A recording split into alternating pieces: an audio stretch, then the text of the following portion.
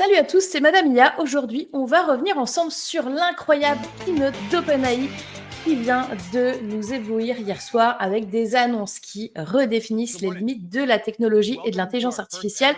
Installez-vous confortablement car tout est en train de changer. Commençons directement avec le nouveau modèle annoncé, le GPT-4 Turbo.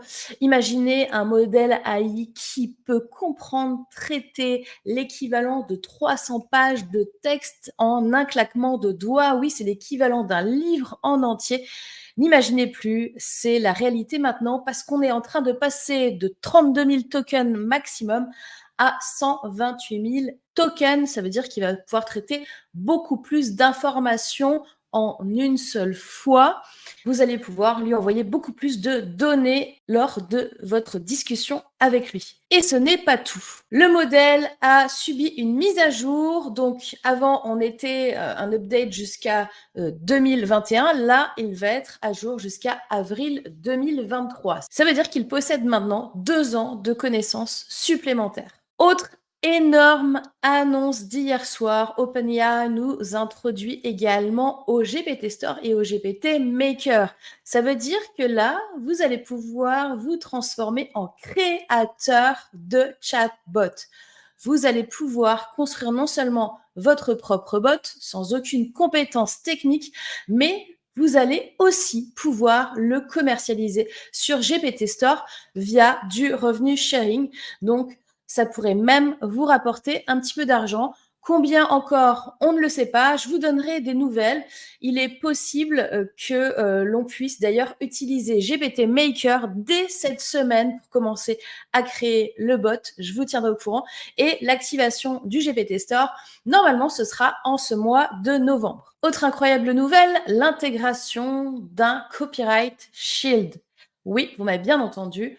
Pour ceux qui craignent des complications juridiques, eh bien, OpenAI lance le Copyright Shield. Vous pouvez dormir sur vos 2 oreilles. Ils vont vous protéger des tempêtes des droits d'auteur. Ils vont vous protéger de plein de choses. Et en plus de ça, ça va vous rembourser si quelqu'un devait vous attaquer en justice. Ils prennent en charge vos frais de justice. Voilà, c'est pour vous dire la confiance que Sam Altman a dans son produit, dans OpenAI. Ils vont jusqu'à vous dire, OK, vous n'aurez pas de problème. Et si vous en avez, on vous rembourse les frais. Waouh, ça c'est de la promesse. C'est une leçon marketing à elle toute seule. En parlant promesses et gros bénéfices marketing, je pense que vous avez tous vu Iron Man. Eh bien, la science-fiction devient réalité. Oui, vous allez pouvoir avoir votre Jarvis personnel pour chacune des tâches. Donc, vous allez avoir des bots qui vont être experts sur certaines tâches. Ça veut dire aussi peut-être la fin des prompts tels qu'on les connaît aujourd'hui. Dans toute évolution, il se passe des modifications et des améliorations continues. Là, on a de l'amélioration continue en exponentielle, je vous l'ai dit depuis plusieurs mois.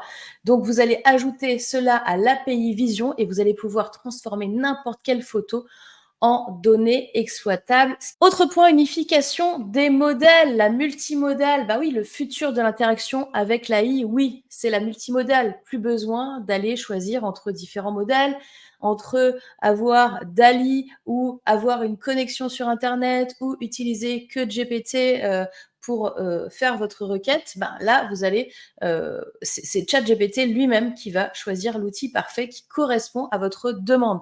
Donc, la multimodale, elle est officiellement annoncée. Pour ma part, je peux déjà l'utiliser sur l'interface actuelle. Alors, je peux vous dire que ça a été dispo depuis la semaine dernière pour très peu d'utilisateurs et il y avait en effet quelques bugs. ChatGPT plantait pas mal quand on l'utilisait. Donc là, ils l'ont annoncé officiellement.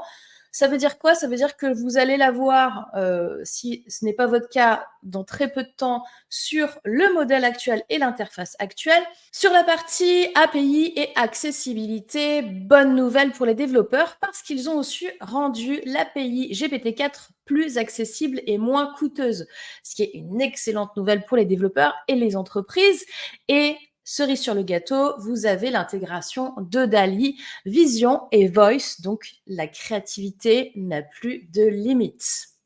Et voilà, c'est le monde de demain qui s'ouvre à nous aujourd'hui. Si vous voulez explorer la keynote un peu plus en détail, je vous mets les liens dans la description. Je vous mets aussi les liens pour chacun des nouveaux produits. Le GPT Store, le GPT Maker sont juste en dessous. Vous avez également tout ce qui va être des nouveautés sur Playground, dont je n'ai pas beaucoup parlé dans cette vidéo. Vous allez voir les articles de blog juste en dessous. Dites-moi en commentaire si vous voulez plus d'infos sur l'une des nouveautés dont je vous ai parlé dans cette vidéo. Et pensez à liker, à vous abonner, à activer la cloche pour ne manquer aucune future innovation de l'IA. C'était Madame Ia. Merci d'avoir regardé. N'oubliez pas, restez curieux, restez créatif.